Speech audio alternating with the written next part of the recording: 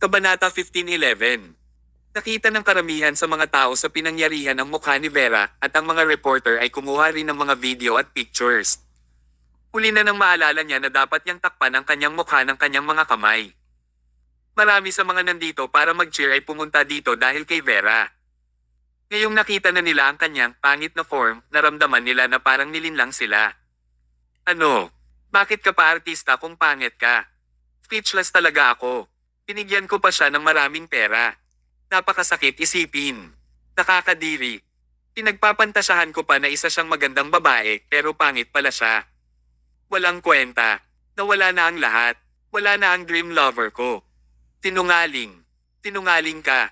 Nagsitayuan lahat ang mga customer at sinigawan si Vera. Ang salitang sinungaling ay patuloy na lumalabas sa bibig ng mga manunood at ang mga reporter ay patuloy na pinindot ang shutter button para i-record ang magulong eksena. Isang malaking balita iyon. May ituturing pa nga na magalang ang mga taong sumisigaw. May mga dumampot pa ng mga gamit sa mesa at binasag ang mga ito kay Vera.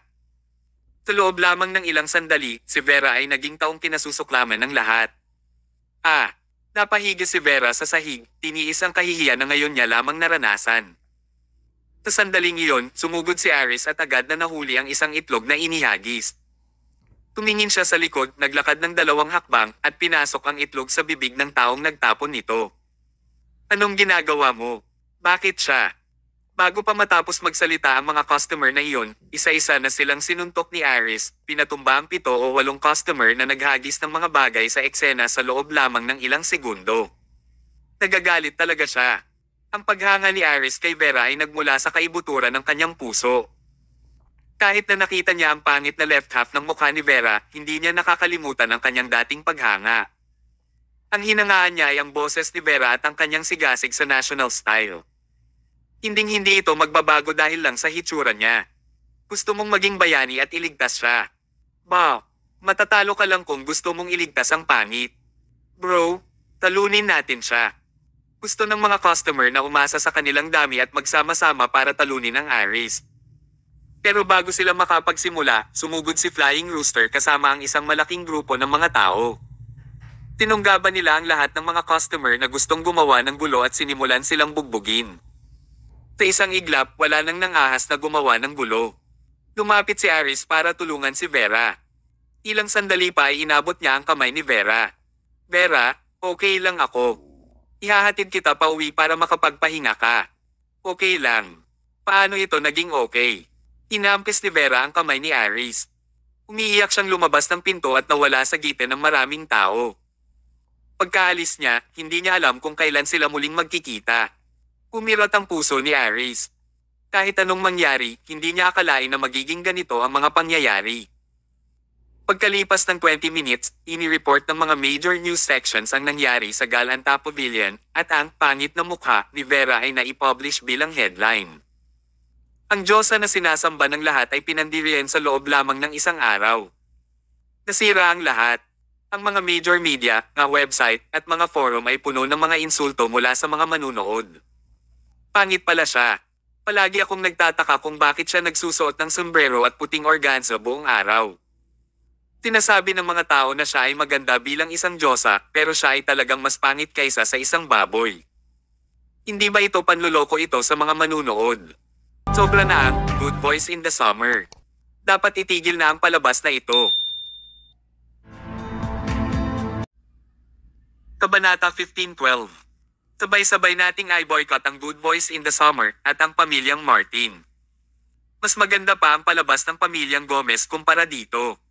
Hi, wala pang isang araw na sira na ang Diyosa sa puso ko. Hindi na ako magtitiwala sa mga fake stars ng TV sa susunod. Sinong nakakaalam kung ano ang totoong itsura nila? Lahat ng ito ay marketing lang talaga. Maraming mga reklamo sa internet at ito ay isang mahirap na sitwasyon para sa kanila. Naging pantirya ng media at ng mga manunood si Vera. Nasira ng tuluyan ang kanyang pangalan. Ring, ring, ring. Nakatanggap si Thomas ng tawag mula kay Dylan. Hello, tinagot ni Thomas ang cellphone. Thomas, anong ginagawa mo? Bakit ipinakita ang totoong mukha ni Vera at bakit pa rin ito ini-report sa mga front page ng major media? Tapos na tayo. Tapos na ang palabas natin. Hindi nakaimik si Thomas. Sa pagkakataong ito, huli na para ayusin ito. Kung tutusin, hindi alam ni Thomas kung ano ang itsura ng totoong mukha sa ilalim ng belo dahil iginagalang niya si Vera kaya hindi siya naghanda para protektahan siya. Hindi niya alam na ganoon pala ng mga mula sa pamilyang Gomez. Patuloy na nagsalita si Dylan, ang reputasyon ni Vera ay nasa Syra na ngayon at kailangan siyang Ivan. Mabuti kung dapat nating Ivan si Vera. Natatakot lang ako na palalay ng pamilyang ang sitwasyon at maging sanhi ng pagbagsak ng show. Kung mangyayari iyon, masasayang ang pera, oras, at pagsisikap natin. Hay! Tumigil muna tayo sa ngayon. Mag-iisip ako ng solusyon. Pinaba ni Dylan ang tawag. Sa kabilang banda, galit naman na sinabi ni Iris, bakit niya gustong Ivan si Vera. Alam naman ng lahat na siya ang biktima dito. Ang kanyang career ay apektado at ang kanyang kaluluwa ay traumatized. Hindi natin siya tinutulungan pero ibaban din natin siya. Haha. Ilang beses na pinahihit ni Thomas ang cellphone at sinabing, ang pagban sa kanya ay hindi isang masamang bagay. Si Vera ay kasalukuyang nasa isang mahirap na sitwasyon. Hindi masamang gamitin ang pagban sa kanya para mabisang harapin ito at bigyan siya ng sapat na oras para makapagpahinga at makabangon. Ang kailangan nating gawin ngayon ay maghanap ng paraan para maibalik ang reputasyon ni Vera. Ano sa tingin mo, Iris? Puntahan mo kaagad si Vera at tanungin kung ano ang nangyari sa peklat sa kanyang mukha. Pagkatapos, humanap ng paraan para dalhin siya sa Red Society Pharmacy. Nanong siya ni Iris, Commander, gusto mo bang tulungan si Vera na mabawi ang kanyang hitsura? Tumango si Thomas. Susubukan ko ito sa abot ng aking makakaya. Hindi ko man lubusang maayos ang mukha niya, kahit papaano ay mabawi ko sana ang karamihan nito. Sa ganitong paraan, maibabalik ang kanyang reputasyon at mas mabilis na gagaling ang kanyang puso. Naiintindihan ko. Agad namang lumabas si Iris. Pupuntahan ko si Vera ngayon at dadalhin ko siya sa Red Society Pharmacy. Bahagyang napabuntong hininga si Thomas habang pinapanood niyang umalis si Iris. Sa katunayan, ngayon lang din nakita ni Thomas ang mukha ni Vera at naisip niya na imposible itong gumaling. Ang mukha ay halatang sinunog ng apoy. Tsaka parang luma na ang kanyang peklat.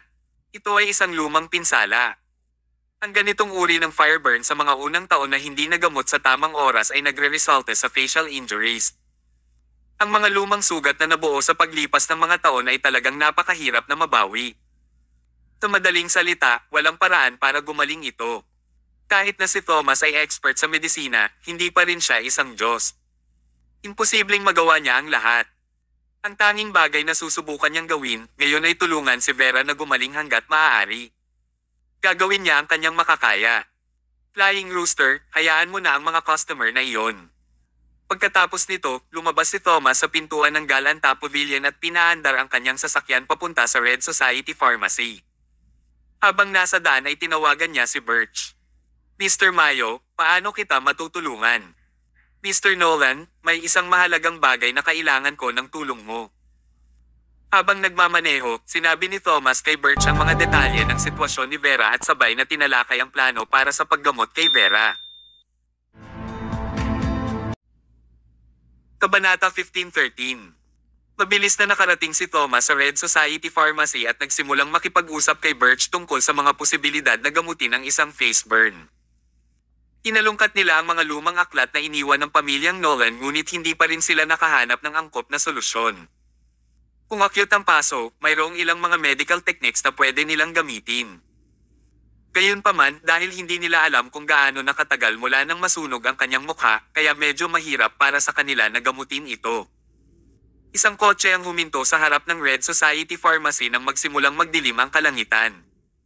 Dinala ni Iris si Vera sa loob ng shop. Itinago pa ni Vera ang kanyang mukha sa ilalim ng kanyang sombrero, nahihiyang ipakita ang kanyang mukha sa iba. Ang mga pinto sa Red Society Pharmacy ay isinara upang pigilan ng sino man na kumuha ng mga picture ng palihim. Dinala ni Thomas si Vera sa shop at sinabihang maupo. Gusto naming lahat na tulungan kang mabawi ang iyong itsura at ibalik ang iyong reputasyon.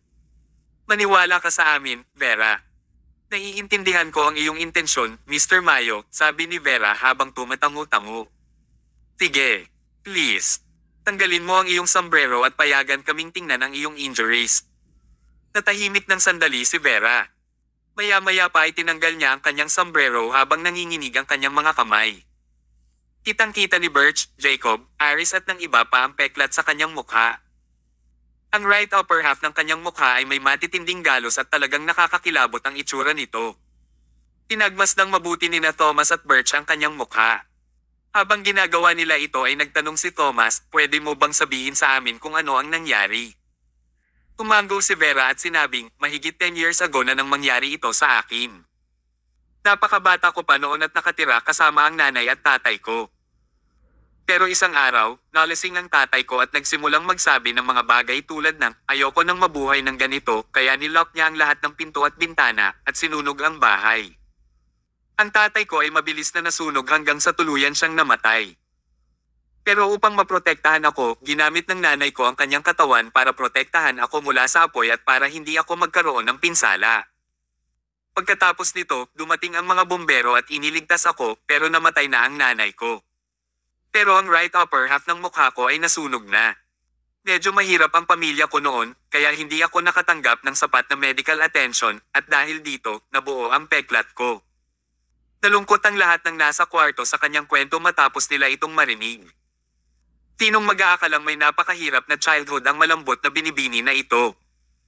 Namatay ang kanyang mga magulang sa sunog at nawala rin ang kalahating bahagi ng kanyang mukha sa apoy. Medyo bihira para sa kanya na makaligtas ng buong tiyaga at hindi nawala ng pag-asa na mabuhay matapos ng nangyari sa kanya. Kapag ang mga regular na tao ay napunta sa kanyang sitwasyon, malamang nagpakamatay na sila o nagkaroon ng magulong buhay. Nakakaawa at nakakalungkot ang buhay niya. Nakakapanghinayang din ang nangyari sa kanya. Anong nangyari sa iyong tatay noong panahong iyon? Bakit parang napilitan siyang magpakamatay at kunin pa ang buhay ng kanyang asawa at anak? Walang pakialam na tanong ni Thomas. Bata pa ako noon at hindi ko alam ang mga nangyari sa mga matatanda, sagot ni Vera habang umiling-iling. Nalaman ko lang na malaki ang utang ng tatay ko at hindi niya ito mabayaran. Kung hindi siya mamamatay, paniguradong papatayin pa rin siya ng ibang tao, at ako o ang nanay ko ay hindi magkakaroon ng maayos na buhay. Iyon ang dahilan kung bakit nagdesisyon siyang piliin ang pagpapakamatay. Hindi nila alam kung paano husgahan ang gayon. Hay! Tumayo si Thomas, mabilis na tumingin kay Birch, at magkasabay silang naglakad sa gilid para mag-usap. Ano sa tingin mo? Tanong ni Thomas. Mamantong hininga si Birch at bahagyang umiling na nagpapahiwatig na hindi niya ito mapapagaling sa abot ng kanyang mga kakayahan. Napaso siya higit sa 10 taon na ang nakalipas at hinding-hindi ito mapapagaling maliban kung ito ay gawin mismo ng dakilang Asclepius. Ganon din ang iniisip ni Thomas. Masyadong malubha ang pinsala at ito ay nasa level na hindi kayang gamutin ng modernong medisina. Gayunpaman, wala pa silang balak na sumuko. Pwede silang magsagawa ng ilang simpleng restorations at pangangalaga sa balat. Hanggang doon lang ang abot ng makakaya nila. Kaya sinabi ni Thomas kay Jacob, Jacob, dalhin mo si Miss Jacqueline sa treatment room at magsagawa ng detalyadong diagnosis. Kabanata 15:14. Sige.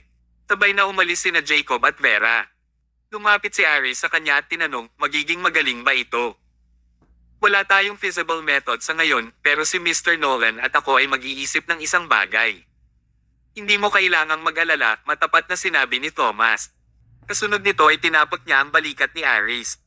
Alam ni Thomas na mahal ni Aris si Vera, kaya naiintindihan niya kung gaano siya naapektuhan ng malungkot na balita. Kasunod nito, ginamit ni na Thomas at Birch ang kanilang sariling mga kakayahan para maghanap ng paraan na gamutin ang kanyang mukha. Tinawagan ni Thomas ang Kindness Clinic sa Southland District para tanungin at talakayin ang mga medical techniques sa may-ari na si William Owen. Hindi kaya ni Birch na manatiling walang ginagawa. Kaya isa-isa niyang idiniel ang bawat isa sa mga dati niyang kaibigan, nagtatanong kung mayroon bang angkop na mga solusyon para sa kanyang treatment. Pareho silang nakatuklas ng ilang impormasyon at pagkatapos ay sinala ito ng isa-isa. Nagtrabaho sila hanggang 11 o'clock ng gabi para lamang matuklasan na ang lahat ng ito isang gulong na paikot-ikot dahil walang kapakipakinabang na impormasyon para sa kanila. Hay! Isang mabigat na buntong hininga ang pinakawalan ni Birch. Ngayon niya lang naramdaman na parang nawalan siya ng lakas. Madilim na ang gabi at pansamantalang nagpahinga ang lahat, binabalak nila na humanap ng paraan bukas. Ngunit tanging si Aris lang ang nagpatuloy sa paghahanap ng solusyon at hindi man lang siya nagpahinga. Siya mismo ay isang information broker dahil nagtataglay siya ng maraming impormasyon. Ginamit niya ngayon ang bawat puwersa na meron siya sa paghahanap ng lunas para sa kondisyon ni Vera. Ayaw niyang maniwala na walang lunas para sa mga paso saan man sa buong mundo. 4 o'clock na ng umaga at tumilaok na ang mga tandang. Nang papasikat na ang araw, sa wakas ay may nahanap si Aris. Nakahanap siya ng idea ngunit hindi siya sigurado kung gagana ba ito.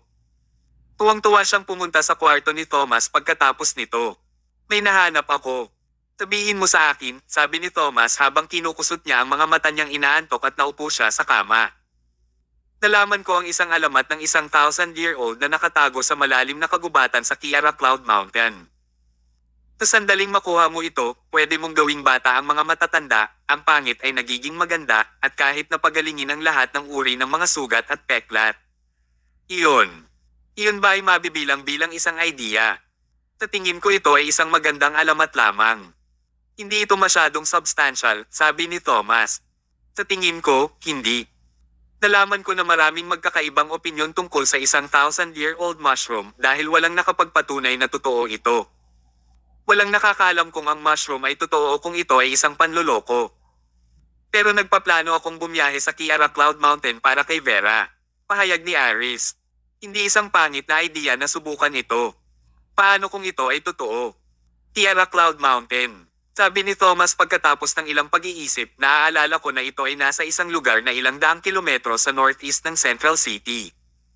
Ito ay smoggy sa buong taon at medyo matarik ang daan. Iniunat niya ang kanyang mga braso at nagpatuloy, masyadong delikado para sayo na pumunta ng mag-isa. Sasamahan kita. Talagang naantig si Aris nang marinig ito. Si Thomas ay talagang handang samahan siya sa kanyang pagtugis ng isang kadudad-dadang alamat para pagalingin ang babaeng mahal niya. Napayuko ng malalim si Aris. Salamat. Kinaway-kaway ni Thomas ang kanyang kamay at sinabing, bakit ka nagpapasalamat sa akin? Kailangan pa ba iyon sa pagitan natin? Maghanda ng almusal at mga airplane tickets. Aalis tayo pagkatapos ng almusal. Opo, sir.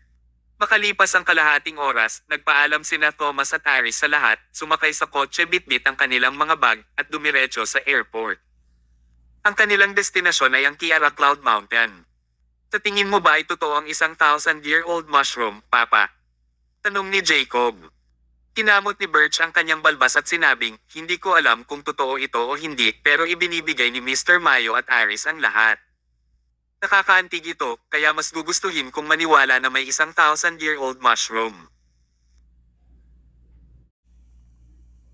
Kabanata 15:15. Matapos ang 2 oras na plane ride, sa wakas ay nakarating sina Thomas at Aris sa Kiara Cloud Mountain. Paglabas nila ng airport, pareho silang nabigla sa kanilang nakita. Bago ito, ang mga city na tulad ng Southland District at Central City ay highly established. Ang mga airports ay mahusay na itinayo at kabilang sila sa nangungunang 5 sa bansa. Pero ang kanilang lokasyon ay lubos na naiiba sa Kiara Cloud. Ang ekonomiya ay medyo nahuhuli at ang paliparan ay itinayo sa maikling distansya mula sa city center na ginagawa itong mas mukhang desolate o walang tao sa paligid. Tila walang laman ang paligid. Medyo tanghali na pero mahamog pa rin. Kahit na hindi ito masyadong makapal. Ang pagpunta dito ay parang bumabalik ako sa roots ng nature, biro ni Aris. Ilang sandali pa ay tinanong ni Thomas, saan ang ating first step? Pupunta tayo sa Lyle River para maghanap ng isang lalaki na may palayaw na Foxwolf. Base sa aking source, si Mr. Foxwolf ay ang top information broker sa Kiara Cloud at walang bagay na hindi niya alam. Kung kahit siya ay hindi alam ang tungkol sa isang 1,000-year-old mushroom, pagkatapos ay ang magagawa lang natin ay bumalik kaagad, sagot ni Aris. Sige, puntahan natin si Mr. Foxwolf, tumango si Thomas. Pagkasabi noon ay may human-ong taxi sa harap nila. Ang kaibahan sa lugar na ito ay imbes na 4-wheel taxi ang kanilang sasakyan, isang 3-wheeled rickshaw ang magsisilbing taxi nila. Ngayon pa lang ay alam na nila na underdeveloped ang ekonomiya dito. Ibinuka ng driver ang kanyang bibig at nagsalita sa pabago-bagong Ingles na may kakaibang northern accent. Saan nyo gustong pumunta? Kaya ko kayong dalhin doon. Napasulyap si Aris sa kanyang kalisya at medyo nainis pero okay lang sa kanya ito. Pero kakaiba ang pakiramdam na makasama si Thomas sa kalisya na ito. Si Thomas naman ay hindi tumigil sa pag-iisip at agad siyang nagsalita. Gusto naming pumunta sa Lyle River. Saan? Lyle River. Nagsalubong ang kilay ng driver at kumaway sa kanila. Umanap ka ng iba na magdadala sa inyo doon. Mabilis siyang umalis. Nagpalitan ng tingin sina Thomas at Aris sa isa't isa at makikitang nalilito. Ang Lyle River ba ay isang lugar na tulad ng impyerno? Bakit umalis agad ang driver nang malaman nilang doon sila pupunta? Malamang ay may backstory dito. Tinanong nila ang tungkol dito sa 7 magkakasunod na driver at walang gustong magdala sa kanila doon. Sa wakas, puminto sa harapan nila ang isang mahinang matandang nakasakay sa isang sira-sira na rickshaw. Pwede mo ba kaming dalhin sa Lyle River? Agad na tanong ni Aris. Naniniwala siyang tatanggihan siya ng matanda pero sa hindi inaasahang pagkakataon, kumunot ang kanyang kilay at sinabing, sige, pwede akong pumunta doon. Pero kailangan mong magbayad ng higit pa. Medyo nagulat si Aris sa kanyang narinig. Pagkatapos nito ay pinagmasdan niyang mabuti ang matanda at ang kinakalawang niyang kalisya bago siya natauhan. Naisip niya na dahil luma at kinakalawang na ang kalisya ng matanda, matagal na siyang walang pasahero at mahirap siya kaya desperado na siya. Magkano ang gusto mo? Tanong ni Aris. Ang Lyle River ay isang napakadelikadong lugar dahil maraming ligaw na lobo ang nakaabang doon, sabi ng matanda. Na inilibot ang kanyang mga mata habang nag-iisip, baka mamatay ako kung pupunta ako doon para sa cheap na pamasahe. Magkano ba ang pera na kailangan mo? Medyo naiinis si Aris. Ipinakita ng matanda ang isang kamay niya. 5,000. Okay, pera na, sabi ni Aris. Nagningning sa tuwa ang mga mata ng matanda. Tinadya niyang maningil lamang ng $50, ngunit binigyan siya kaagad ng taong iyon ng $5,000 at iyon ang karaniwang kita niya sa buong taon. Naka-jackpot siya. Walang kamalay-malay si Aris sa pricing ng mga bagay sa lugar na iyon at ang mga presyo ng bilihin ay naiiba sa mga presyo sa Southland District. Kahit na si Aris ay isang information broker, hindi iyon nangangahulugan na alam niya ang lahat. Ilang sandali pa ay sina Thomas at Aris ay sumakay sa rickshaw na luma at sira-sira habang umaalog na naglakbay patungo sa Lyle River. Alam nila na masisira talaga ang kalisya na iyon. Kabanata 15-16. Maswerte ang parehong Thomas at Aris dahil may magandang physical shape, kung hindi, masusukas sila sa sobrang tarik ng daan. Tinapos ng matanda ang biyahe pagkaraan ng mahigit 1 oras. Ito ang gilid ng Lyle River at hindi na ako pwedeng magpatuloy pa. Napakaraming wild wolves sa loob ng lugar na iyan. Masyadong mapanganib para sa akin na magpatuloy, sabi niya. Alam mo ba kung saan matatagpuan ang lalaking kilala sa pangalang Mr. Foxwolf? Tanong ni Aris. Tumango ang matanda at itinuro ang tuktok ng malapit na burol gamit ang kanyang daliri. Ang lalaking iyon ay nakatira sa isang pulang brick house sa tuktok ng burol na iyon, doon niyo siya makikita. Sige. Lumabas si Aris sa kalisya at biglang tumalikod para tanungin ang matanda, oo nga pala, wala kaming masasakyan pagbalik mamaya. Bibigyan kita ng $10,000 kung handa kang maghintay para sa amin dito at dalhin kami sa bayan, kasama na dito ang oras ng paghihintay at paglalakbay sa bayan. Okay lang ba? $10,000. Pakiramdam ng matanda ay para siyang mababaliw sa tuwa. Hindi pa siya nakakita ng ganoon kalaking pera sa buong buhay niya. Magagawa ba niyang kumita ng 3 taong sahod sa loob ng 1 araw? Ito ay hindi ka panipaniwala. Okay, hihintayin kita dito, sabi ng matanda habang tumatango. Pero kailangan niyong magmadali, maghihintay lang ako ng 1 oras. Walang problema. Kasunod nito, nagsimulang maglakbay sina Aris at Thomas sa kagubatan ng Lyle River at paakyat sa kalapit na burol. Takot na takot ang matanda habang sinusuri niya ang kanyang paligid. Nagkulong siya sa driver's seat at tinakpan pa niya ang mga bintana ng kanyang damit para itago ang kanyang sarili dahil natatakot siya sa mga wild wolves na dumadaan. Para sa $10,000, mananatili ako. Pinalakas ng matanda ang kanyang loob. Samantala, pinagtagal, sina Thomas at Aris ay nasa paanan ng burol at sinimulan na nilang umakyat habang sinusundan ang landas. Kahit pa wala silang nakita na ni isang wolf sa kanilang paglalakbay, sigurado silang may mga wolf na gumagala sa paligid. Ayon sa kanilang mga karanasan sa pakikipaglaban sa West Coast. Hindi nagtagal ay nakaamoy sila ng malakas na amoy ng mga wild wolf sa kanilang paligid at ang ilang mga balahibo ng wolf ay makikita sa lahat ng dako. Mas naging mapagmatsyag ang dalawa dahil dito. Ang kanilang paglalakbay ay nagpatuloy ng walang sagabal. 12 na ng hapon nang makarating sila sa taas. Nawala ang hamog sa paligid at naging maaliwalas ang panahon. Nakita nila ang isang pulang brick house sa tuktok ng burol. Ito ay isang traditional building na may pesyo. Ang mga bricks, dingding, at bubong ay mukhang bago na nagpapahiwatig na ito ay na-refurbish lamang kamakailan. Kumatok si Thomas sa main door pero walang sumasagot. Nang subukan niyang itulak ang pinto, natuklasan niyang naka-unlock ito. "Excuse me po, papasok na kami." Itinulak ni Thomas ang pinto at pumasok sa bakuran kasama si Aris. "Excuse me, may tao ba dito?" "Nandito kami para hanapin si Mr. Foxwolf." Bago pa man siya tumigil sa pagsasalita, pareho nilang naramdaman na parang may mali. Bumukas ang lahat ng mga bintana at pinto ng gusali. Makikita ang ilang pares ng scarlet eyes na nakatutok sa kanila, kasama ang mga matulis na pangil na nakaharap sa kanila. Huff, huff, huff. Sa isang iglap tumalon ang 20 na kulay gray na wild wolves tumalon sa bakuran mula sa lahat ng direksyon at pinalibutan silang dalawa. Huli na para tumakbo sila. "Wala tayong nakita na ni isang wolf sa aming pagpunta dito," sabi ni Thomas habang bahagyang umiling. "Hindi ko inaasahan na lahat sila ay magkakasamang pumunta sa gusaling ito." Ibinaba ni Aris ang kanyang bag at niluwagan ang kanyang tie. "Sa palagay ko ay meron tayong kaunting exercise session ngayon," sabi niya. Malapit nang magsimula ang labanan. Kabanata 15-17. 12 ng wild wolves ang umahan. Inilabas nila ang kanilang mga ngipin na nagpapakita ng maraming matatalas na ngipin at sinugod sina Thomas at Aris para kagatin sila. Magkatabi silang nakikipaglaban na nakatalikod sa isa't isa tulad noong pinatay nila ang kanilang kaaway sa West Coast. "Commander, matagal na akong hindi nakakaramdam ng ganito."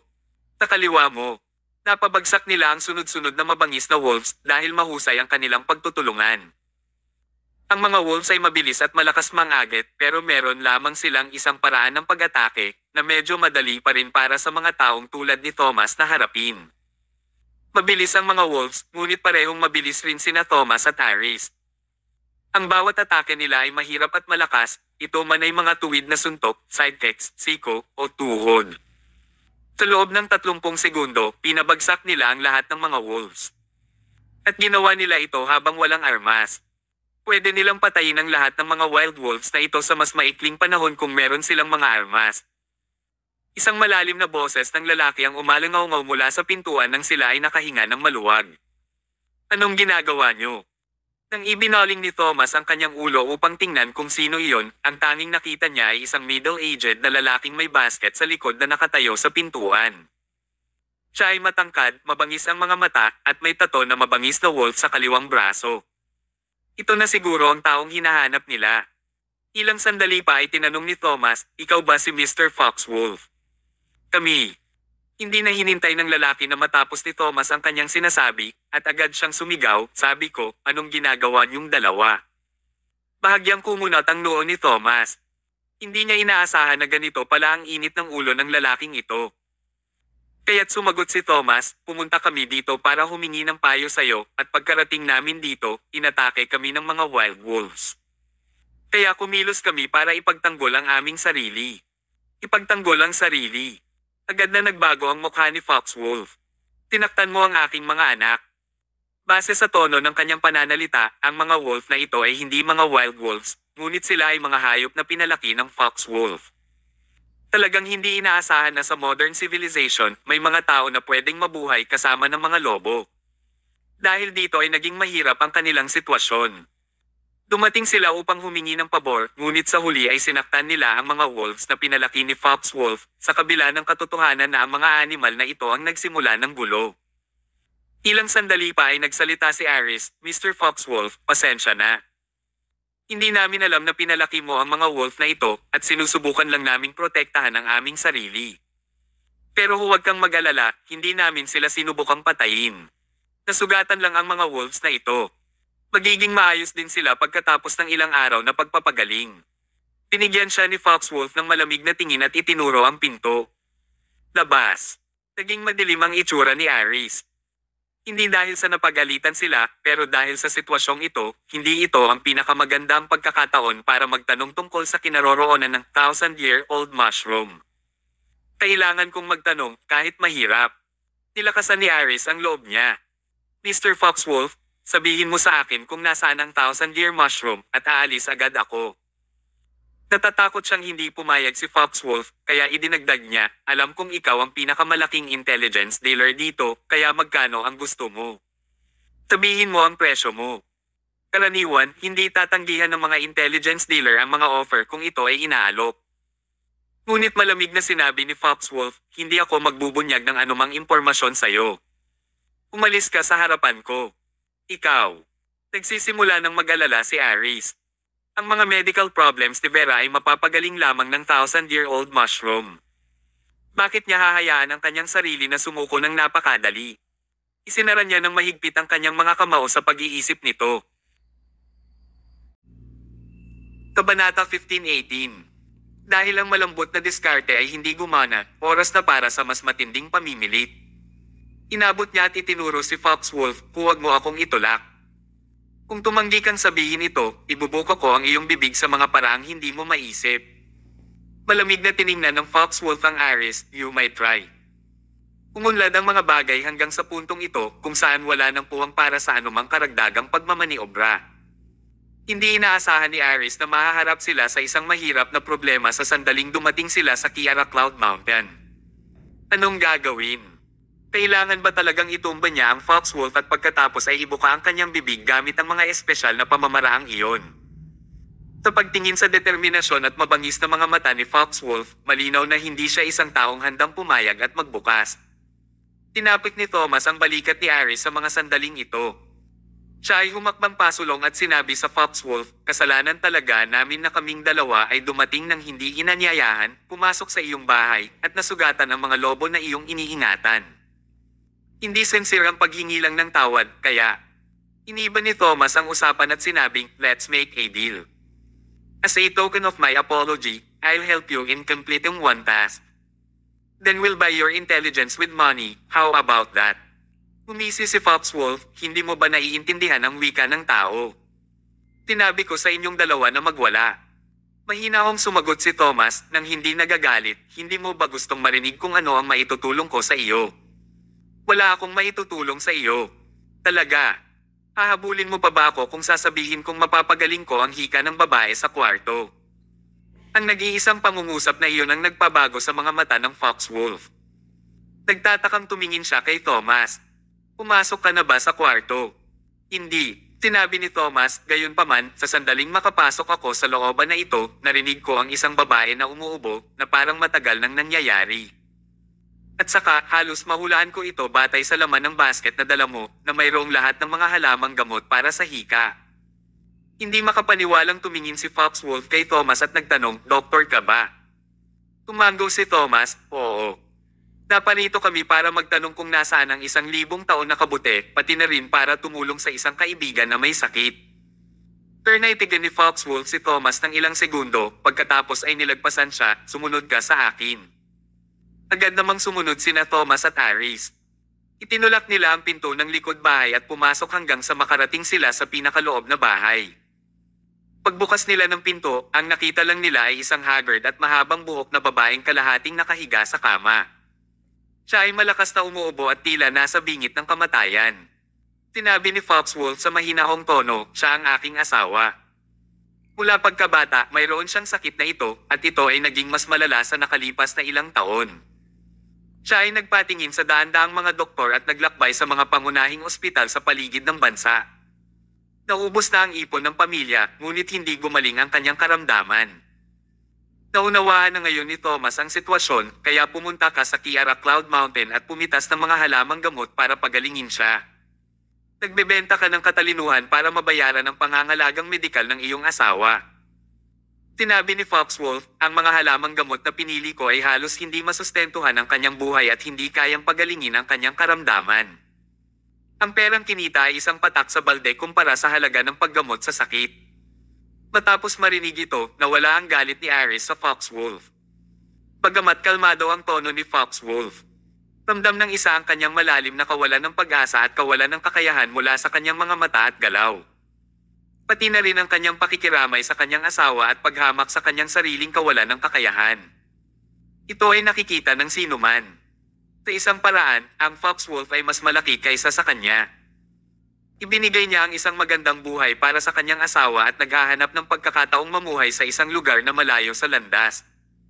Ito ay hindi isang bagay na maaaring gawin ng karaniwang tao. Sabi ni Iris, yung mga lobo, sila yung pinababantayan mo sa bahay, di ba? Sumagot ang foxwolf, oo, kailangan kong lumabas araw-araw upang mag-ani ng mga halamang gamot at madalas na wala ako sa bahay. Kaya naman nag-alaga ako ng higit sa 20 lobo para bantayan at protektahan ang aking tahanan kung sakaling may ilang ang mga masasamang loob na pumasok at sasaktan ng aking asawa. Hindi mapigilan ni Iris na matigilan. Ang iba ay nag-iingat ng mga aso upang protektahan ang kanilang mga tahanan, ngunit siya ay talagang nagpapalaki ng mga lobo upang protektahan ang kanyang tahanan. Malupit talaga siya.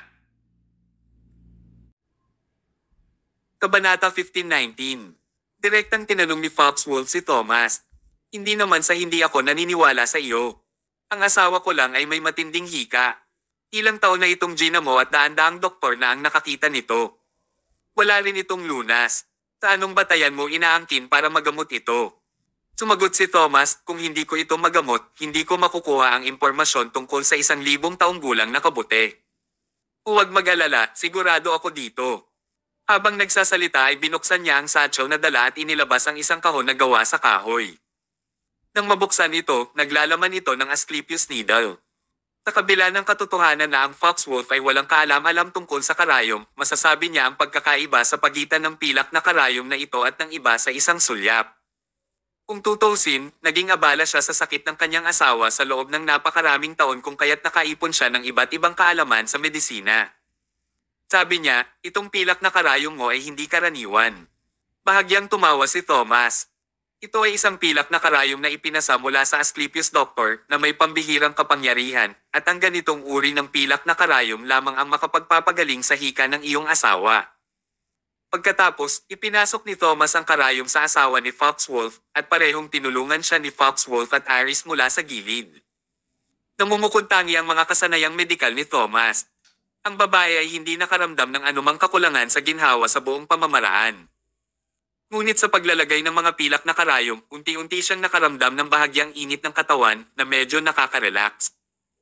Ipinasok ni Thomas ang hinanga sa kanyang sariling katawan sa katawan ng babae sa pamamagitan ng mga pilak na karayom.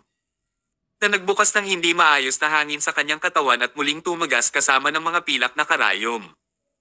Paulit-ulit niyang inulit ang mga hakbang na ito, unti-unti, para tulungan ang babae na magbago ng hininga.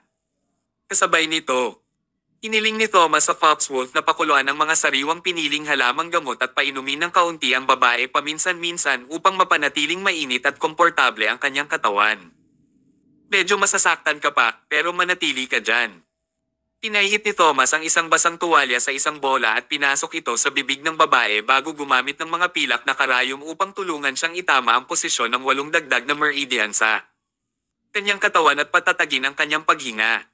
Ang prosesong ito ay maaaring ilarawan sa 2 salita: napakasakit. Sinasabi na ang panganganak ay masakit at ang buong karanasan ay mas nasakit kaysa doon. Hindi matiis ni Foxwolf na makita ang kanyang asawa sa ganoong sakit. Hinawakan niya ng mahigpit ang kamay niya, saka iniwas ang mukha. Namumula ang kanyang mga mata. Pagkatapos ng kalahating oras na lunas, sa wakas ay natapos ang sakit. Tapos na ba? Medyo nabulunan ang boses ni Foxwolf. Tapos na. Sumang-ayon si Thomas habang tumatayo at tinanggal ang lahat ng pilak na karayom. Mamaya, maghanda ka ng isang palanggana ng tubig na panggamot ayon sa mga tagubaylang ito at paliguin mo ang iyong asawa. Kailangan niyang panatilihing tuyo at malinis ngayon, hindi siya maaaring malantad sa kahalumigmigan. Salamat, nagpahayag ng pasasalamat si Foxwolf. Pagkatapos ay sinunod ni Foxwolf ang mga tagubilin ni Thomas, naghanda ng isang palanggana ng tubig na panggamot, pinaligo ang kanyang asawa, at nagpalit ng malinis at bagong damit. Si Thomas at Iris ay nakaupo sa bakuran, pinagmamasdan ng mga lobo. Matapos maturuan ng leksyon, ang mga lobong iyon ay hindi nakakagulat na natakot kina Thomas at Iris at hindi nang ahas na lumapit sa alinman sa kanila.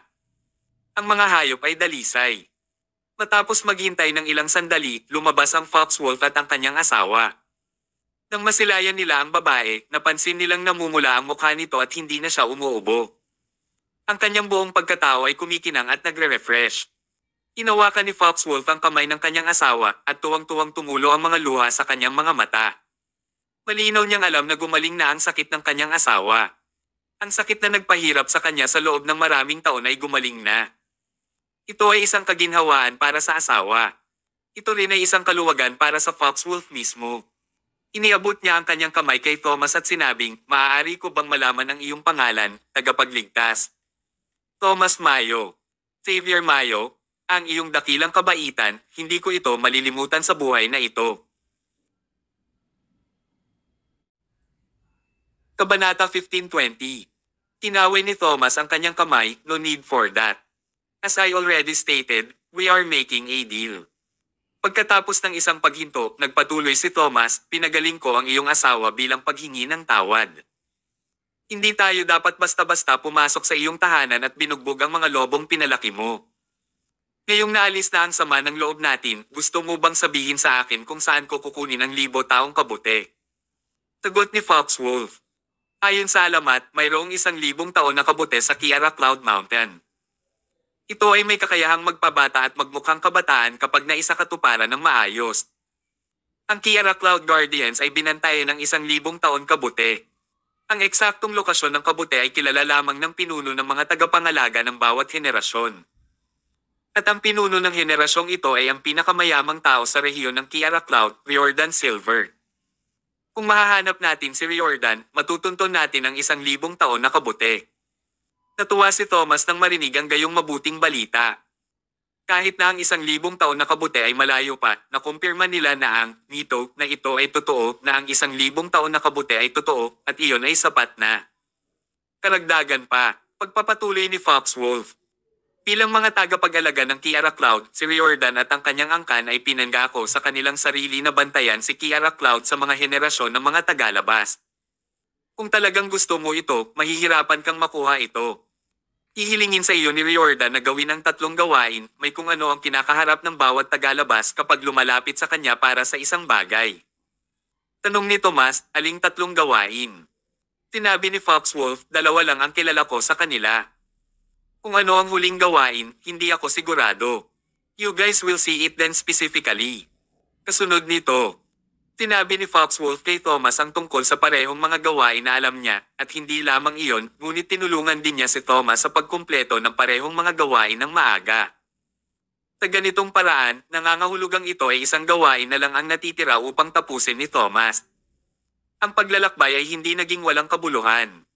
Kinindatan ni Thomas si Aris. Naiintindihan niya ang ibig sabihin nito sa ilang segundo. Agad siyang naglabas ng tseke at iniabot kay Foxwolf, "Eto ang 10 milyon, kunin mo." 10 milyon.